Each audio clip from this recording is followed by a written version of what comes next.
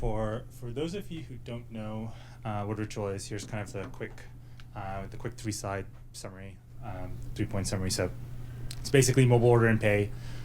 We've got almost I think we're approaching almost 2,000 partners now across 3 cities, and we're launching LA. So and I think in downtown Toronto itself, we're at about 800 or 900, like approaching about 1,000 spots right here. So Ritual works pretty broadly across the city. We have a built-in rewards program, and basically the key benefit is all of those crazy lineups downtown. You can kind of be in and out in seconds. So that's kind of the 60 seconds on the product. So. One of the fun things I thought, I'm often asked, like, how did the idea of Ritual start, or what was the concept? So I thought that'd be a fun thing to share before we kind of jump into product stuff. So this is probably overstating it that it started at a bar, but it kind of spanned. I would say like the concept of Ritual probably spanned 5 years for me. It's kind of just been something that this has kind of been in the back of my the back of my head. But I would say the inception of it was while I was building my last company. We spent a lot of time in the UK. We sold a platform to large carriers and mobile operators like Virgin Media. And when I was there once with one of my colleagues, we stopped in at a pub. It's a really famous pub in Notting Hill that gets about 1,000 or so people a day kind of go through it. And a few things kind of happened that sort of evening there. So one was I was really kind of taken aback at like pub culture in the UK. So they have this concept of like being a regular, which is like a really serious thing there. You can actually have a mug with your name on it. And beyond that, in this particular pub, you could actually have a bar stool with your name on it. So you could literally walk into a bar and say, like, get out of that stool, that's my stool, right? Which I thought was pretty cool. So we were sort of sitting at the side of the bar, and we're kind of joking around with the bartender, and we say, like, we're going to be here once every maybe 4 to 5 months. Like, can we be regulars too, right? Just sort of sarcastically. And the guy, in all seriousness, he was like, yes, like, tell me your names, pick a drink. You can never change your drink after you kind of pick them. Like, that's kind of how it works. And you guys will be regulars. So said Ray and Robin, Guinness, and we kind of had a chuckle about it, and we left that day. And then the interesting thing was on the third day, so about 3 days later, one of our meetings got canceled, and Robin enjoys spending some time at the pub. So he was like, let's go back to the pub before we head to the airport. And so this was like, as I said, like about 3 days later, we walked back in. Same bartenders there, but there had to have been, I don't know, something like 2,000 people in between the time I saw him last and the time we walked in on the third day. Take a seat at the side of the bar, and the guy literally looks up at us, looks back down, pours 2 Guinnesses, walks up to us and says, "Ray and Robin, here are your Guinnesses," right? And that experience really floored me, because here's this like just exceptional guy with I don't know what kind of memory you even call that. I don't even know if that's sort of beyond photographic, but and it just the thought in my head at that time was, this is such an amazing experience that it kind of transcends the transaction with a local business, right? It was basically a human connection that you made between one person and another, and I mean, it's so powerful that I'm talking about it like 7 years later, right? So I just remember thinking that technology could make every single experience feel like this, right? So that it wasn't that was the moment where it was like, oh, we should start Ritual, but I think the concept there was just that it felt like technology could enable a lot more of my interactions with businesses to feel that personal and that powerful. And the other thing I kind of realized was that kind of experience matters a lot more than discounts and a lot of other ways that a lot of businesses try. Like, one compelling experience like that with the customer, and you earn them for life, right? So anyway, I think that was kind of like the thought that went through my head, and I would say that 4 years at Google, spending a lot of time on small business, a lot of time in the commerce space and payments. It was kind of a slow evolution of what would the future of local sort of look like. And I think to sum up the theme of ritual in a few words, it's that the really big thing happening right now is that local is moving from analog to digital. Okay, and it's kind of hard to really explain like what the magnitude of the shift means. What I would compare it to is, imagine 15 years ago, if someone said advertising is going to shift from print, from magazines and billboards to digital, right? I don't think anyone, not even the people who invented online advertising, could have forecasted what that would look like 15 years out, right? Every single thing about advertising has changed. The way you can measure it, the way it works, like the core concepts. In fact, people who were advertising marketers 15 years ago are almost irrelevant today, right? That's how much it's changed. Like the core skill set of what it means to be in advertising is just fundamentally different today than it was 15 years ago. So I believe, and a lot of us do, that this same shift is about to happen in local, where we're going to move away from, paper receipts and anonymous customers to a digital experience. And so what does that mean? It means a store can know exactly who you are when you walk in, right? You're not an anonymous customer. It changes the way you discover products. It's the sort of the experience that Amazon has enabled, right? Imagine things like people who bought these things or eat this thing or ate these things also like these other things. So it kind of changes everything. It changes how marketing works. If you're a small business, it changes how you think about acquiring customers. If you're a small local business today, think about how difficult it is to acquire customers and the tools that you have. And digital changes everything, right? So I could stand here for a long time talking about the impact of local, but I thought it'd be fun to maybe just share three product philosophies that I think have been super important to us and kind of span a lot of the decisions we've made. So the very first one this is a Larry Page at Google. This is one of his favorite phrases. He calls it the toothbrush test. And basically what that means is when you're building consumer products, if people can't use the product twice a day, it's probably not going to stick. Okay, it's a very high bar, but if you think about it, one of the biggest challenges today in mobile is not app downloads. What happens today if you download an app?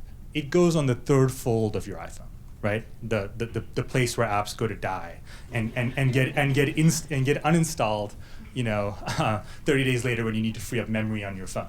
So the problem is that I think that there has to be a real fundamental shift in terms of how product people think about acquisition, which is it's not about app downloads. The real key is how do you get onto the home screen of the iPhone, right? And if you think about it, this is a really difficult problem because everyone here who has a phone, their home screen is full with whatever the number is, 16 icons, right? So you have to actually make the decision to remove something from your home screen to put something new in there.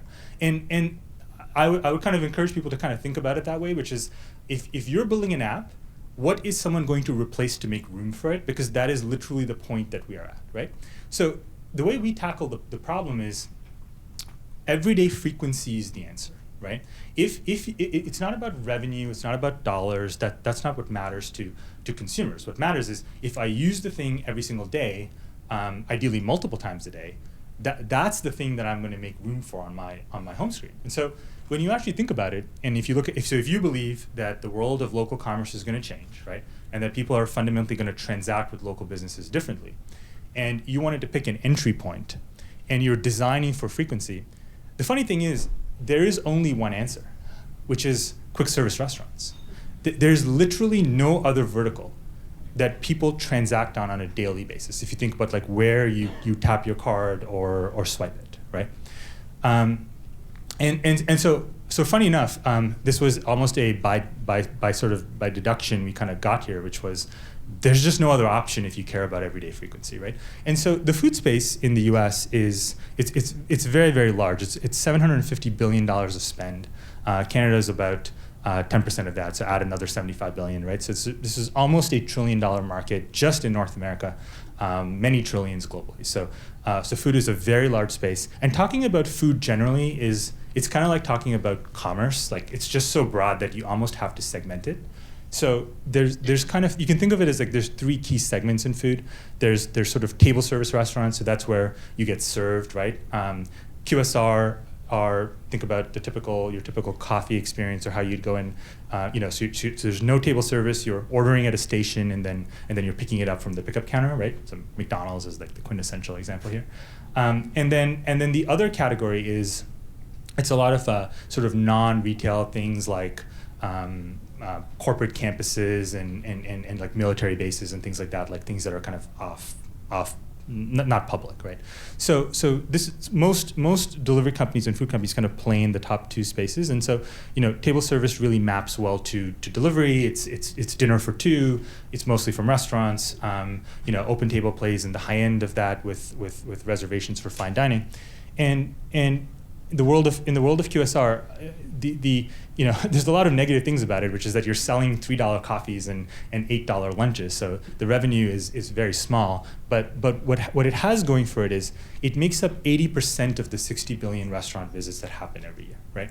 So it's a third of the revenue, but it is literally almost all of the restaurant visits, like 80%. So this is what we really liked about the space, and that's kind of how we started with Ritual with a focus on QSR.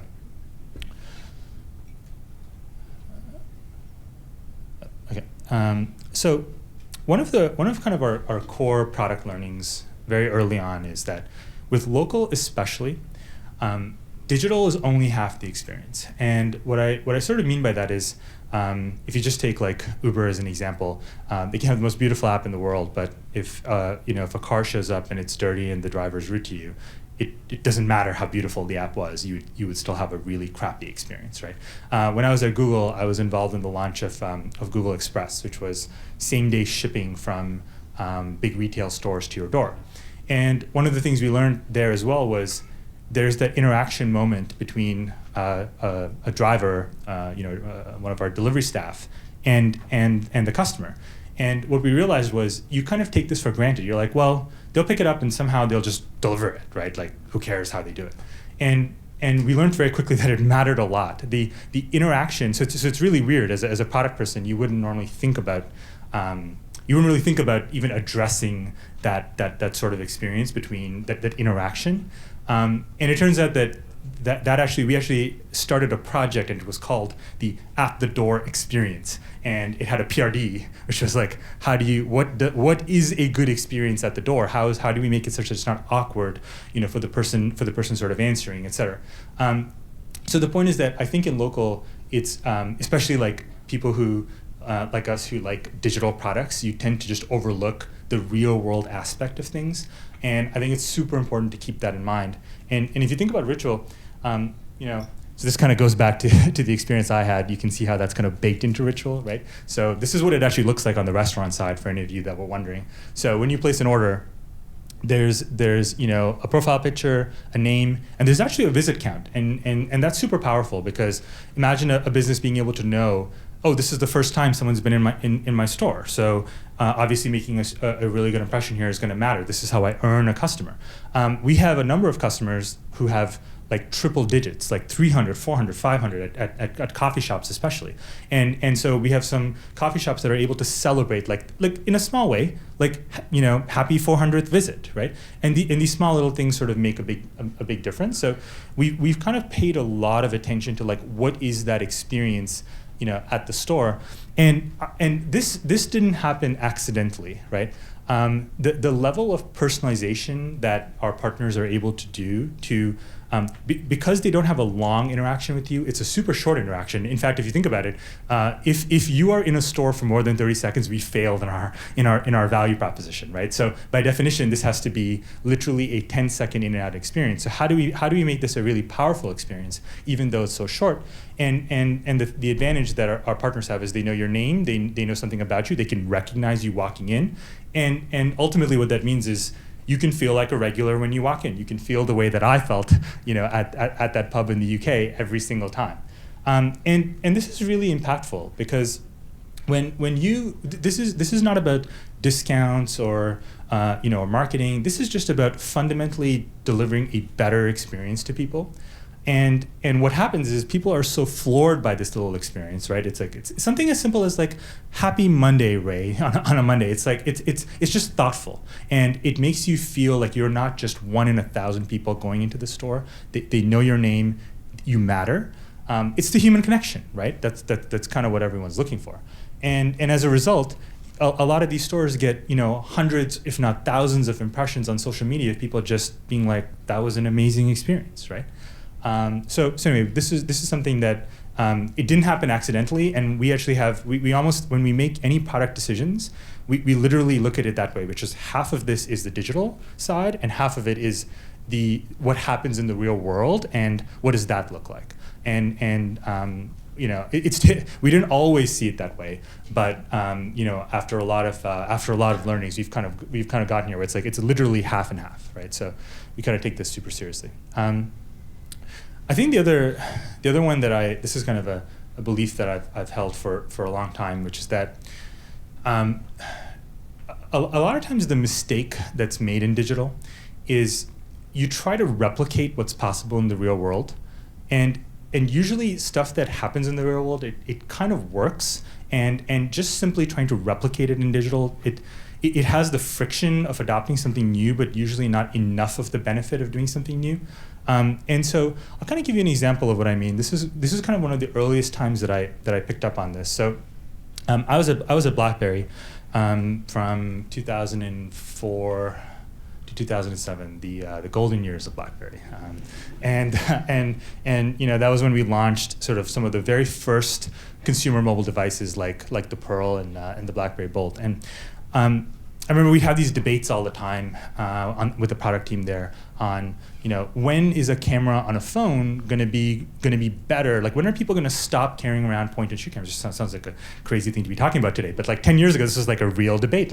And there were people who violently were like, that will never happen. Like, there's no way. And the main reason was because the photo quality was far inferior, right? For those of you who've had one of these, a phone from 10 years ago with the camera, like no image stabilization, barely any flash. The images were really crappy.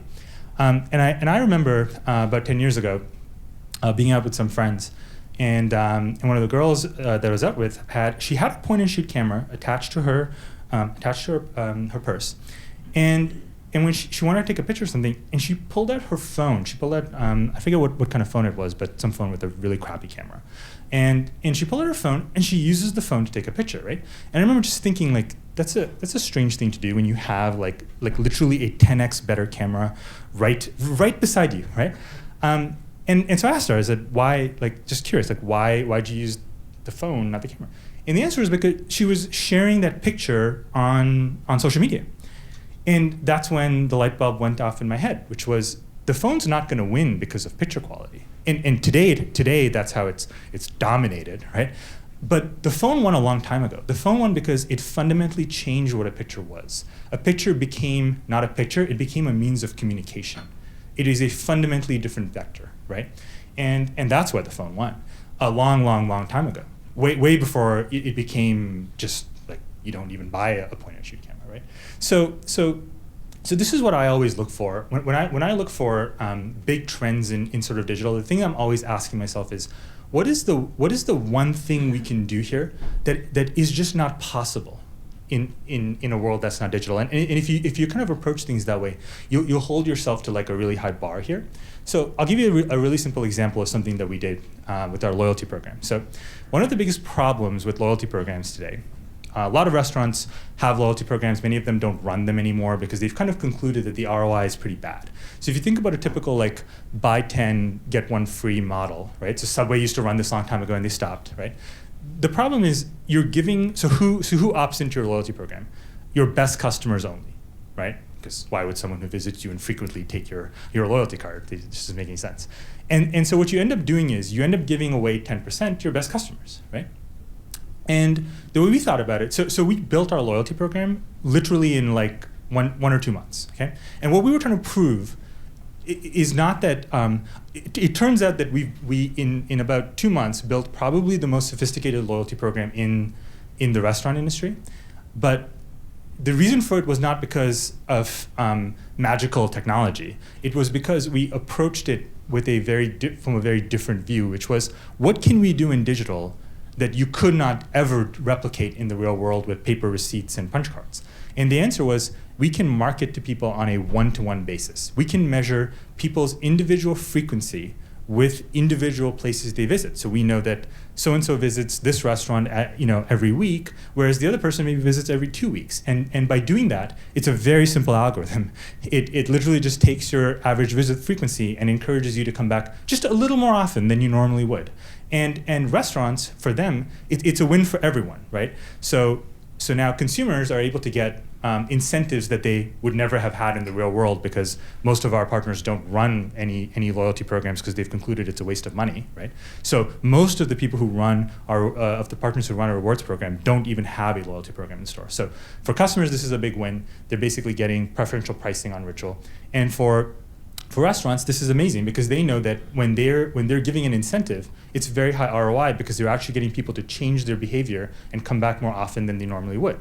As a result, the vast majority of our partners run this program, and these are people who've never done or could never be convinced to do a loyalty program from anyone else. We don't even call it a loyalty program, because loyalty almost has it sort of has a bad reputation now because of how ineffective it can be. So this is just an example of kind of what I meant when I said digital changes everything. When things become digital, building a platform like this is actually really easy. It's just kind of connecting the dots. So this is the last thing, which is this is the thing that you hope you have, but you have no control over this. So we were very fortunate, and it's easy now to say we saw this trend coming and we timed the market perfectly. But the reality is, I think not accepting that there's a bit of luck involved in a lot of these things is probably just a little arrogant. So we could not have predicted in 2014 when we started Ritual how fast the sort of tide would shift in QSR, and going from this was kind of large chains were kind of dipping their toe in the water in 2014, and all of a sudden Starbucks has enormous success with it. You can kind of see the quote up there. It's pretty crazy. The number of stores where over 20% of the overall store order volume is coming from mobile order and pay is sort of doubling every quarter. It's kind of insane, right? We're seeing the same results. The number of stores, number of partners we have where we make up literally 1/5 of every single person who comes in the store comes into Ritual. It's kind of crazy if you think about that happening in such a short period of time, right? So because the adoption cycles are getting faster and faster. And then if you look on the right, literally every single major QSR chain, from McDonald's to literally name one, if they don't already have something in market, they're actively working to get something in market. And this all literally has happened in the last 9 months, right? So this is amazing for us, because these large brands are doing the heavy lifting of educate. They're basically changing the convenience expectations that customers have. It's kind of like when Amazon, everyone was willing to live with 7 to 9 day shipping until Amazon said we can have it in 2 days, and all of a sudden you're 7 days. Why? Who would wait 7 days for anything, right? So convenience is like a one-way street, and we're kind of relying on the fact that these really large brands are going to, en masse do the kinds they're going to spend millions, if not hundreds of millions of dollars, changing consumer expectations, and then we get to say that everywhere else, right? Yeah, hard one to get, but if you can get it, it's pretty awesome. That's all I have.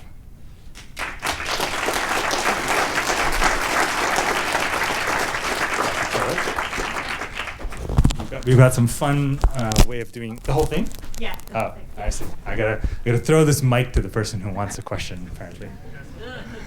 Who wants to be first? You ready to catch? Yes.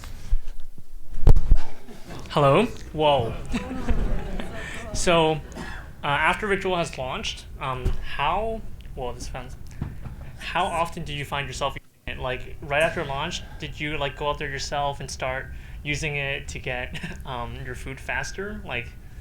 Was it a big thing for you to push yourself and your family and friends to use it at the very beginning?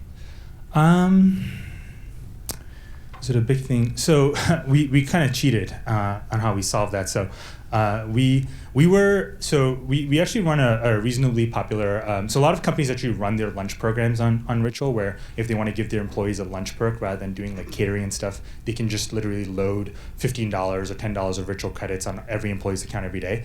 We were the first corporate lunch customer on our own platform. So one of the perks of working at Ritual is you get a boatload of Ritual credits, and that's how we ensured that our employees were making purchases on Ritual every single day, and so that wasn't a problem. So that was how you solved critical mass, right? No. That wasn't critical mass, but that would be a problem if that's how we solved critical mass. Or like, I think that was how we worked out the. So we tried to get. I'm a big believer in like just get raw product out as fast as you can and learn quickly. So we would consider like our real launch to be like about January of 2015 when we had like 5 to 10 partners. But in 2014, a cool bit of nostalgia is the very, very first merchant on Ritual was a coffee shop called Thor on the corner of kind of King. It's on Bathurst, Bathurst and some little street there. Anyway, awesome coffee shop. And so we kind of found like 1 or 2 partners like that, and for when the product was like super janky, we put it in there and we started using it, and our employees started using it, and we had 30 to 60 days of just working out all the kinks, and we kind of punished ourselves, but you get there really fast when you have to live with the pain of your own product. So yeah. Thanks. Yeah. You gotta toss the mic over.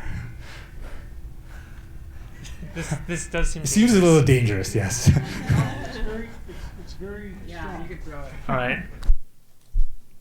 Hi, Ray. Hi. My question is, where do you see Ritual in a couple of years down the road? Do you want to grow this thing on Canadian soil, or do you see maybe like a Tim Hortons or somebody else, picking it up, buying it off of you guys?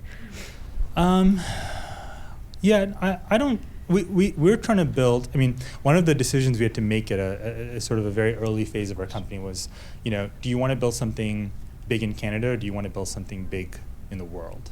And I think that was a question we answered. So we took a very unusual path, because after Toronto, the next thing that most Canadian companies will do is go launch Ottawa, Montreal, Vancouver, and we didn't do that. We launched New York, Chicago, and now LA. So I think we're showing that like we're Canadian headquartered, but we don't when we go into the US, we don't sort of act like a meek, humble Canadian company. We're aggressive, and we're there to win. So no, we're not building a company to be acquired in any way. We think that the market opportunity here is massive, and this can be something really, really, really big.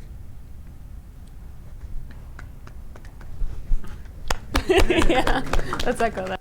Do more Okay. of that. Sure. Just building on that question, have you ever considered maybe in the future like white labeling your app and then allowing, maybe not it wouldn't be an acquisition, but allowing another company to fully brand your version of the app? Yeah, that's a good question. I started by saying never say never, but we've taken a pretty strong stance against this, and I think the main reason for that is we try to kind of like to use what is of value to customers as our North Star. Okay, and the reason we're doing well where a lot of people haven't is because Ritual works everywhere. That is the value of Ritual, right? It's the coverage, and it's the ubiquitousness of the product. So the problem with so I think the short answer is, would we consider doing something like that if it was Starbucks? Maybe, but that's not a realistic opportunity. So the challenge that I think a lot of the reason why smaller mid-sized chains, even mid-sized chains, can't get traction with their own apps. I think there's a big difference between Starbucks and McDonald's, and even the layer beneath it of 300, 400 store chains, which are very large. These are large chains. And none of them have been able to be successful with a digital strategy, really. And the answer is because how I said it's so hard to get one app on your phone? How are you going to get 7 food apps on your phone? It makes no sense, right? So I think that's really the issue, is that Starbucks is an anomaly because coffee is an everyday thing for people. So yes, the Starbucks app would make it to your home screen because you'd use it every day. So would the Tim Hortons app. I think that a lot of other QSRs fall into a completely different bucket. And, if you're eating, I won't name names, but eating some of that food every day, they're not going to have those customers for very long. So. Thank you. I only mentioned that because I downloaded the Freshie app and realized I was on my points on Ritual if I started ordering on the Freshie app, so I'm back on Ritual. I won't comment on that. I've noticed because I use Ritual actually quite often. Awesome. Yeah, it's a great product. But I do notice sometimes like some places will be like unavailable temporarily, and then some places like every so often disappear and stuff like that. So I was wondering if you could talk about some of the challenges that you've seen with your partners. Sure. And why some people have decided to like sometimes leave. Sure. Why partners are temporarily unavailable is because one of the biggest in-store problems we have is the reliability of their Wi-Fi connection, believe it or not.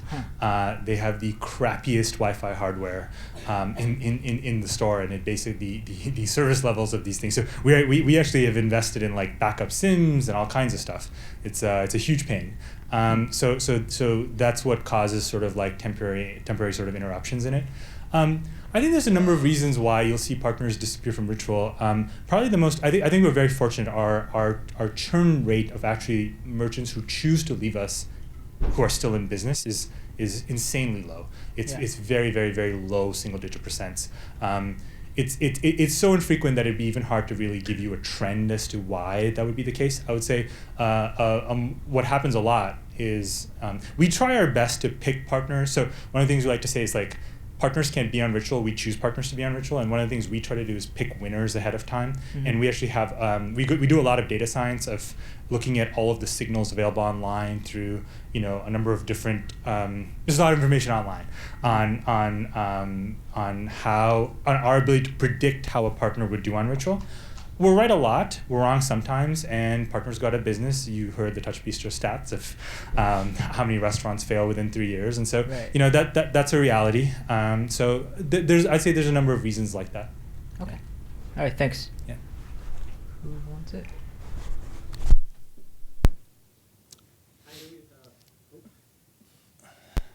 Yep. What is the next innovation that you're working on? I don't think we're really working on any. We're at a point right now where the funny thing about local is the market opportunity for just taking what we've done and multiplying that by 100 cities, we'd be foolish to not just do that for the next 3 years, right? So I think we're unfortunately we actually really like experimenting with new products and making it a lot better, but I think we're at the point in our company right now where we need the discipline to stay focused and say this thing is working, it's doing really, really well. What we need to do is just build a factory and just roll this out and increase the penetration. Exactly. So that's basically our primary focus over the next 24 months, let's say, is taking Ritual to the top 10 to 20 metros in the U.S. and then the top 10 to 20 metros in the world, right? Yep. So. Yeah. Okay. Thanks. Thank you. My question is, what has been or what is your current biggest challenge with the growth that you're having? Yeah, so there's a lot of challenges. Sometimes it's hard to pick your biggest when there's so many biggest challenges. Kind of a cliche one, but like hiring always tends to be a problem, especially in like remote cities. It's super hard to like get good at like launching a market and then hiring a team in that market without the kind of the core hiring engine from HQ kind of happening, right? Also, like in Toronto right now, it's funny, like if we put a job posting out in Toronto right now because of our footprint, like we get enormous amounts of applicants, high quality candidates. You launch a new city, they don't know who you are. So, so until you're maybe like 10 cities in and you've got like a real brand across, that sort of transcends one city, I think this continues to be a challenge. You're basically a new, small little company in every single city you go to. So I'd say that's one challenge. Just sort of as as the team expands and we're I don't know what our exact headcount is, but something like 60 people, and as it's kind of going to 100, like a lot of things just start to change. Remote offices are just difficult to deal with. How do you make them feel included and part of HQ? We pay a lot of attention to like not having people feel like they're kind of out in the middle of nowhere without that support. So it's a lot of scaling problems, I would say. Yeah, death by 1,000 cuts sometimes. Thank you. Hi, Ray. Great presentation. Thank you. My question, you haven't talked at all about competition, so could you talk about, A, was that a factor when you first launched, and B, are you spending more time on competition now? Yeah. Than you were maybe when you launched? Yeah, no, it's a great question. So it's interesting. I actually think about this point a lot. So if for the level of success we've had, it's actually kind of absurd that we don't have bigger competitors. And it's kind of absurd that we can enter a market like New York and literally have no competitors. I mean, there's like delivery guys who do some pickup on, but it's not really what they do. It's very different. The assortment's different. Like coffee is a big part of what we do. Coffee doesn't deliver well, blah, blah, blah. So so it's kind of strange. So we don't spend a lot of time on competitors. I think a second point there is that I think most companies die from suicide, not competition. So I think people spend way too much time dwelling on competition. So we try not to do that anyway. But it is weird. I would say that I think the main reason is so much money and effort went into food delivery over the last 5 years that I think there's sort of two things there. One is that there's just sort of like a block on like how much capital, like a lot of the investors who've made those bets kind of are a little hesitant, like, and I still remember like even maybe 2 years ago when we started out, there was a lot of questions around like, well, this at a high level, this kind of can get lumped into delivery, but when you take a step back, you're like, oh, it's actually very different. Like you don't have the unit economic issues, and you're not paying someone to move something from point A to point B. It's a very different business, right? So yeah, so we don't worry about it a lot, and I actually don't have a good answer on why we don't have competition. But I think part of it is we like to keep it that way, and what's funny is like we purposely kind of have a really low profile. We don't announce very much. I don't do a lot of things like this.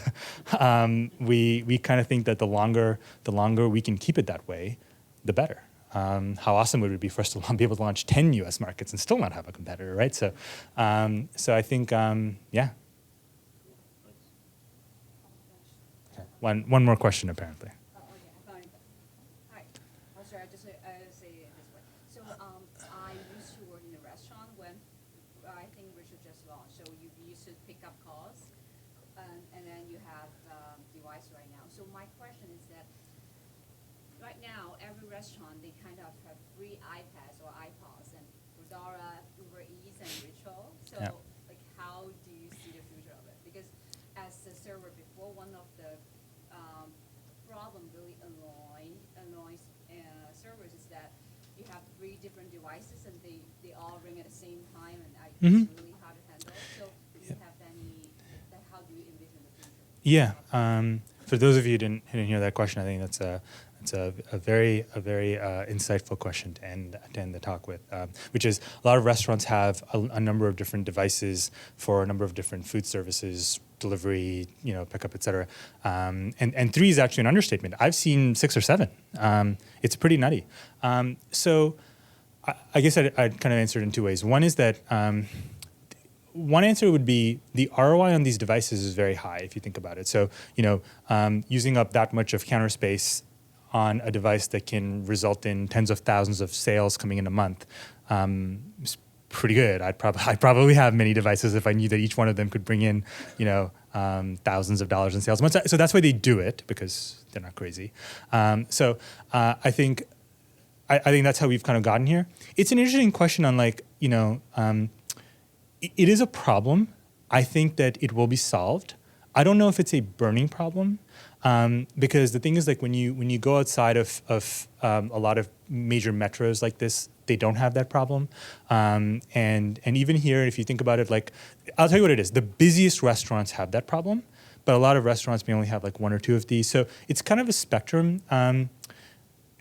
My sense is I have seen solutions to this problem. There are interesting ways to solve it, and I've seen startups who are trying to solve this problem. My sense is there will be a solution at some point, reasonably soon, and I think what will accelerate our path to the solution is more and like the problem. I think the problem has to be a little worse before it gets better. Is kind of how I'd answer it. So I think it's going to get better, but I don't think it's at like peak pain yet. But I think that's going to happen soon. Yeah. I mean, maybe only for servers in a busy restaurant. Yeah, unfortunately, yeah. Okay. Cool. Thank you, everyone.